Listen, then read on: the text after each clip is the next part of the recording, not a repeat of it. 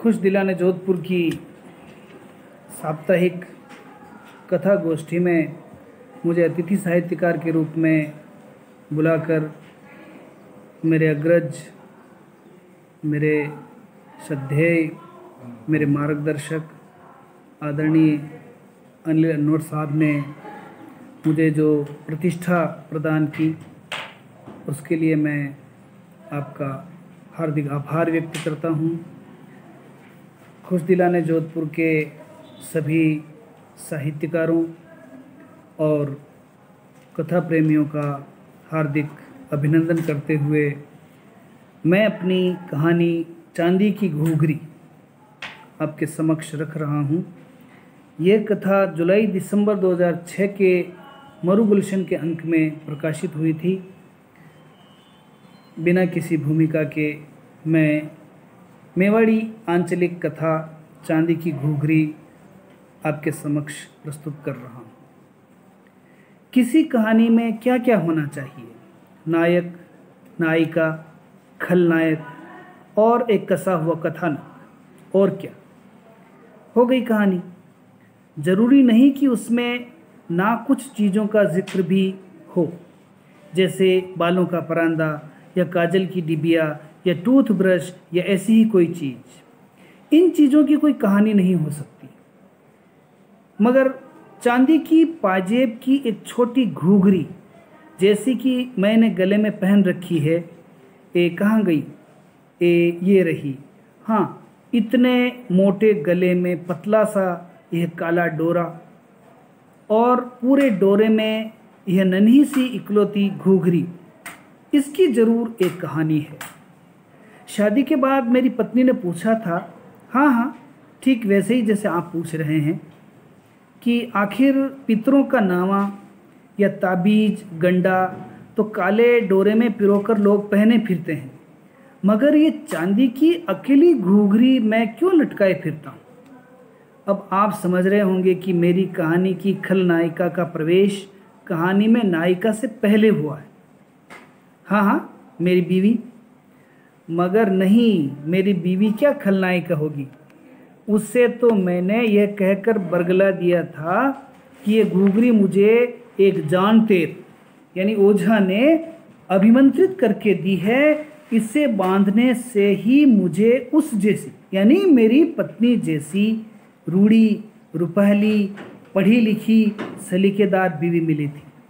सच मानना, अपनी तारीफ सुनकर लाज से लाल पड़ी बीवी ने तो उस घूघरी को हाथ लगाकर अपना हाथ माथे से छुआ लिया था। बीवी की जिज्ञासा तो वही शांत हो गई। उसे दरअसल सही बात बताई भी नहीं जा सकती थी। कौन शादी करते ही बखेड़ा खड़ा करे? जी हाँ, सही है, इसे बेचें तो इसका कोई 1 रुपया भी न दे, मगर ये बिकाऊ है भी नहीं। अब इस कहानी की भूमिका को तो करें ख़त्म और मूल कथानक पर उतरें कि ये घूघरी एक मजदूरीन की भेंट है। मैंने कई बार अपने सगे संबंधियों की लड़कियों के ब्याह में पाजेब भेंट किए हैं। 20 बार बीवी के लिए पाजेब खरीदे होंगे, उनमें घूघरियाँ भी रही होंगी। कुल मिलाकर हजारों घूघरियाँ खरीद चुका होऊंगा, मगर गले में तो किसी पाजेब को नहीं बांधा जा सकता ना। ये तो पाँवों की चीज़ है, पाँवों में ही शोभा पाती है। मैंने जिनको पाजेब भेंट में दी, वे भी उसे पाँव में ही पहनती होंगी। दुनिया का सर्वे कर लो, पाजेब की घूघरी को तो गले में सिर्फ मैं यानी उमेश दत्त, हॉस्टल वार्डन, समाज कल्याण विभाग, राजस्थान सरकार ही बांधे फिरता है। एमए करने के बाद भी जब मेरे रोजगार से लग जाने के अवसर क्षीण से ही थे, तो मैंने प्रमोद से कहा था, हाँ जी प्रमोद, जो मुझसे 2 साल पीछे पढ़ता था और जेईएन होकर पीडब्ल्यूडी में भीलवाड़ा में लगा था।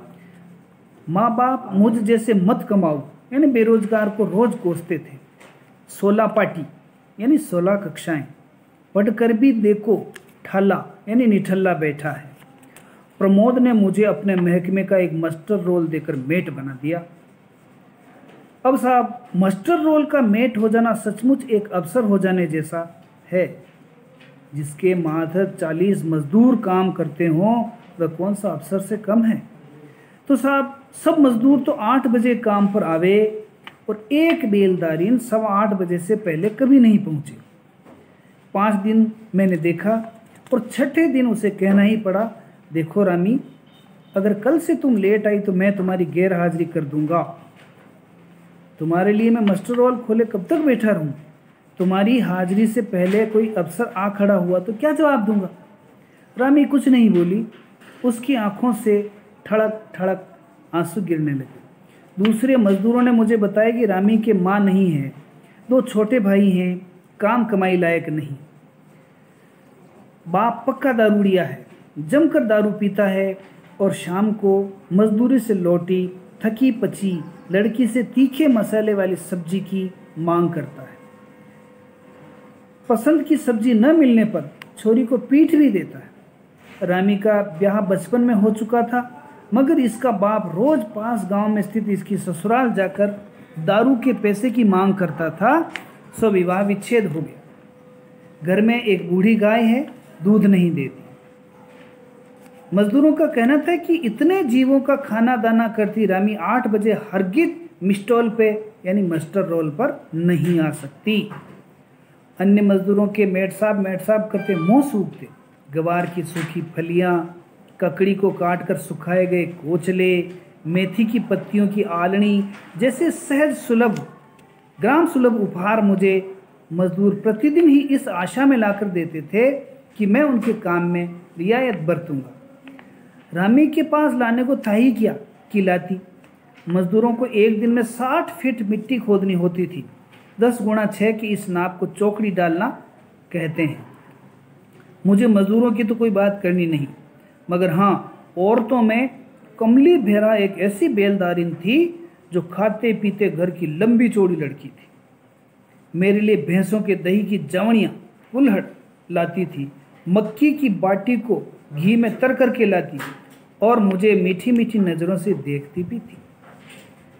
हाथों में चांदी का चुड़ला, पैरों में करीब 2 किलो चांदी की कड़ियाँ और माथे पर सोने का होर, कमर में 1.25 किलो चांदी का कंदोरा करधनी और गले में रामनामी और मादली। कमली के घर ट्रैक्टर चलते थे जिन पर दूसरी औरतें काम करती, मगर कमली अपने पियर पर बोझ न बनना चाहती थी, सो अपनी कमाई खुद करती। अब आपको पूरा विश्वास हो गया होगा कि इस कहानी की नायिका कमली है। ईश्वर आपका ये विश्वास बनाए रखे। दूसरे दिन पूरी लेबर आश्चर्य में पड़ गई। लेबर मतलब मजदूर दल। सबके आने से पहले रामी ने आकर आधी चौकड़ी खोद फेंकी थी। आधी चौकड़ी खोदने वाली रामी जरूर 6 बजे आ पहुंची होगी। मेरे हाजिरी लेते समय अपना नाम पुकारे जाने पर हाजर शाह कहकर रामी फिर चौकड़ी पर जा डटी। 12 बजे जब मजदूरों को भोजन का अवकाश दिया जाता है, तब तक रामी ने अपनी पूरी चौकड़ी खोद ली थी। अन्य सारे मजदूर खाना खाने बैठे। आज रामी के पास रोटी नहीं थी, क्या खाए? वह पानी पीकर चुपचाप एक बबूल की अधमरी छाया में लेट गई। मैंने रामी को बुलाया, पूछा, आज तो खाना नहीं लाई रामी? रामी ने कहा कि वह सुबह घर से खाकर निकली है। मैंने अपने टिफिन में से उसे 2 पराठे ज़बरदस्ती दे दिए, अचार की एक फाँक भी दे दी। केरी के अचार की चीर को रामी रस ले लेकर लंबे समय तक चाटती चगड़ती रही। अब तो ये रोज़ का क्रम हो गया। मेरे आधे टिफिन पर रामी की भागीदारी हो गई। मैं भी 2 पराठे ज़्यादा लाने लगा। रामी लहंगा ओढ़नी पहनकर काम पर आती थी। मैं जब पेशाब करने गया तो रामी ने अपनी ओढ़नी उतारकर मौज की चारपाई पर यह सोचकर बिछा दी कि मौज मुझे चुभता होगा। साफ धुली हुई लाल ओढ़नी। तपती हुई दोपहरी में अब रामी सिर्फ ब्लाउज पेटीकोट पहने मेरे खाट से कुछ दूरी पर लेटी थी। दुबली पतली सांवली सी प्यासी आंखों वाली रामी रूपा। पराठे यानी हुकड़ियाँ खाकर रामी अब रोज़ मेरा टिफ़िन मांझ लाती। 1 दिन, 2 दिन, 9 दिन, रोज़। उसकी ओढ़नी उसके तन पर मजदूरी पर आते वक्त होती थी या फिर घर जाते वक्त। एक ही तो ओढ़नी थी। घर जाते ही उसे ऊस क्षारी मिट्टी में गलाकर रोज़ शाम को धोकर सुखा देती और सुबह पहनकर आती। मेरे आने तक वह आधी चौकड़ी खोद चुकी होती थी।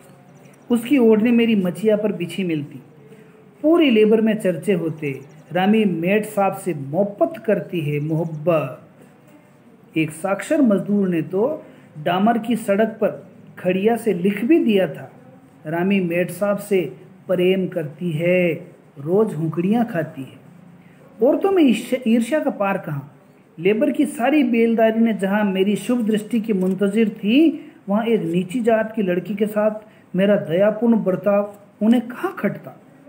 ना ना, मैं उसकी जात नहीं बताऊंगा। जात बता देने पर तो उसकी जात वाले मुझे थाने कचहरी फंसा देंगे। शिकायतें आने लगी। रामी आधी छुट्टी के बाद काम क्यों नहीं करती, रोज रोज मेड साहब के पास बैठी रहती है। कल को मेजरमेंट कम बैठा तो इसके कारण सबको कम मजूरी मिलेगी। रामी के कारण हमेरा सबका नुकसान होता है। मैं उन्हें रामी की खुदी चौकड़ी दिखाकर कहता, यदि अपना काम पूरा करके दे रही है तो भले रात को खोदे या दिन को, मुझे मतलब नहीं है। जबकि मेजरमेंट कम बैठ ही कैसे सकता है, चौकड़ी पूरी खुदी हुई है। पुरुष मजदूर संतुष्ट थे, मगर औरतें रामी की जगह पा लेने को आकुल व्याकुल थी। उनमें से कई तो रामी से लड़ झगड़ कर ये अधिकार पा लेना चाहती थी। रामी के प्रति प्रेम भाव से मैं कैसे इनकार कर दूं, जबकि वह सोई सोई मुझ पर कंकड़ियां फेंकती थी और मैं उस पर। एक दिन कमली बेहरा ने आदान प्रदान देखा तो जल भुन गई। उसका हक मुझ पर रामी से पहले बनता था। दही की जवनियों के आगे उन सूखे बेरों का क्या मोल जो रामी कल लाई थी। रामी की चौकड़ी मैं शाम को नाप देता था ताकि वो सुबह जल्दी आकर खोदने लगे। कमली के हमें आपस में कंकड़ियां फेंकते देख लेने के अगले दिन मुंह अंधेरे जब रामी चौकड़ी खोदने पहुंची तो उसकी पूरी चौकड़ी कांटों से भरी मिली। इन औरतों की ईर्ष्या का तो राम मालिक। एक दिन तो हद हो गई। कांच की बोतलों को फोड़ फोड़ कर पूरी चौकड़ी में कांच खड़े कर दिए गए थे। कौन करता था ये गुस्ताखी। कमली जब काम पर आई तो उसके दोनों हाथों पर पट्टियां बंधी थी। कमली जब हाजिरी बोलकर गेंती उठाकर काम करने लगी तो उसकी पट्टियों की वर्जना को दरकिनार करता रात को फोड़े कांचों से बने चीरों से लहू बहने लगा। गेंती का बेसा पूरा खून से लथपथ हो गया। इसके बावजूद कमली बें हो करती गेंती चला रही थी। कुछ औरतें मेरे पास आई और बोली, मेडसा, कमली के हाथों में लोई पड़ रहा है। मैंने कमली को काम रोक देने को कहा, मगर कमली रुकने वाली नहीं थी। नहीं, इतना सा खून बहने से मर नहीं जाऊंगी। काम का पैसा लूंगी मेडसा, तुम अपना काम करो। आज तो देई यानी देह का सारा खून काट कर निकाल कर डाकण को दायन को दपा कर तृप्त कर दूंगी। लो ये गेंती रामी को सारा खून चटा दो। कमली बिफर पड़ी। रामी निर्विकार भाव से मेरी खाट के पास बैठी थी। मैं कमली का हाथ पकड़कर अपनी खाट के पास लाया, पट्टियां खुलवाई, रामी से कहा कि वह पट्टियों को धोकर लाए।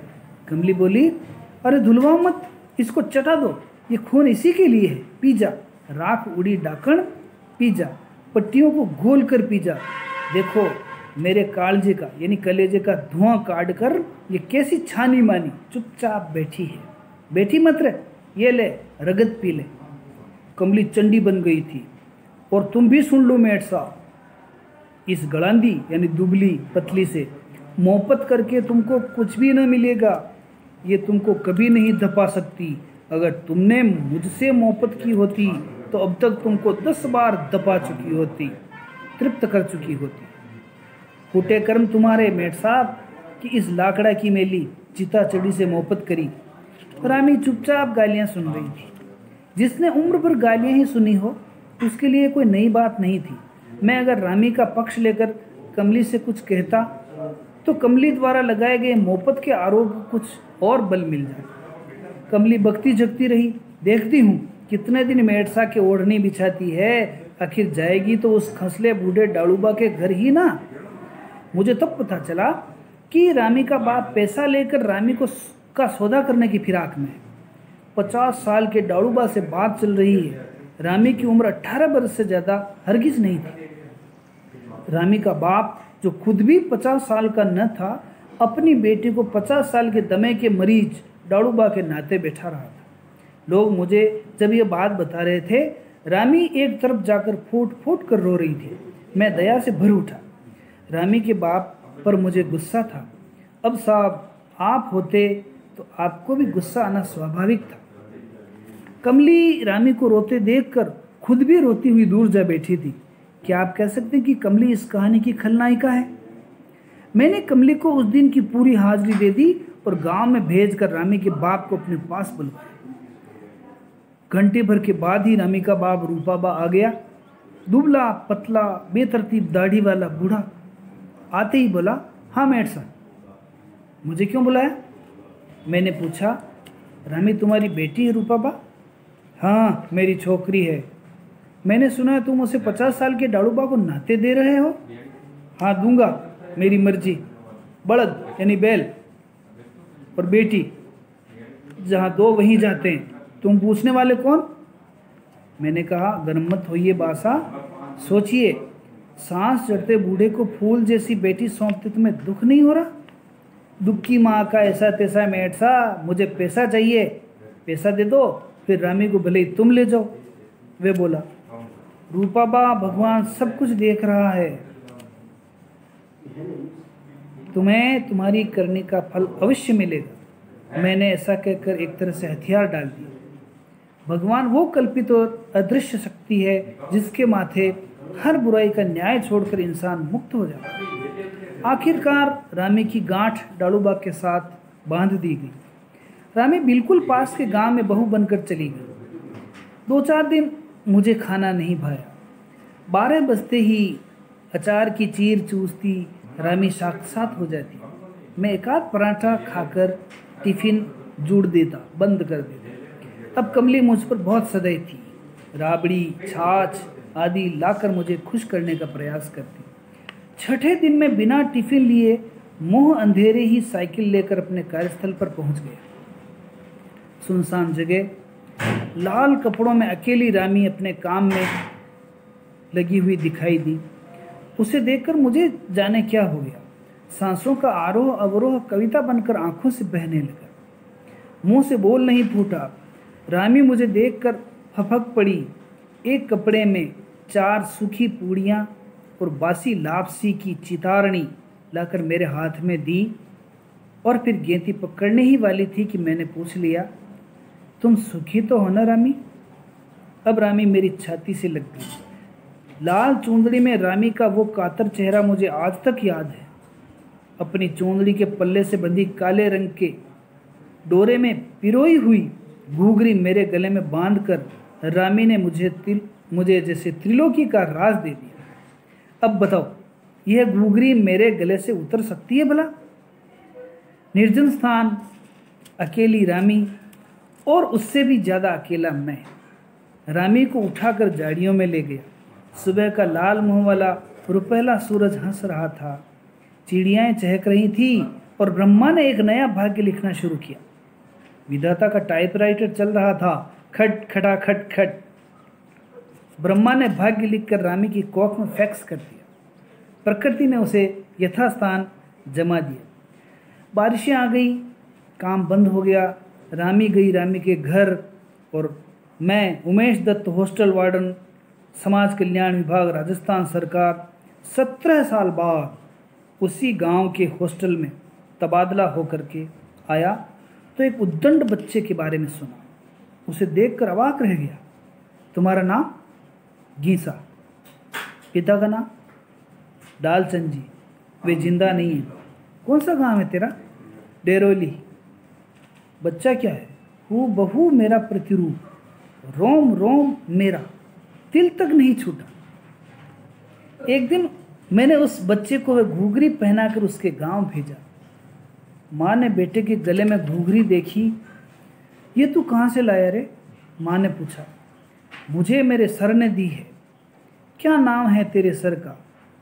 उमेश जी सर, वो मुझे बहुत अच्छा रखते हैं, मुझे खुद भी पढ़ाते हैं।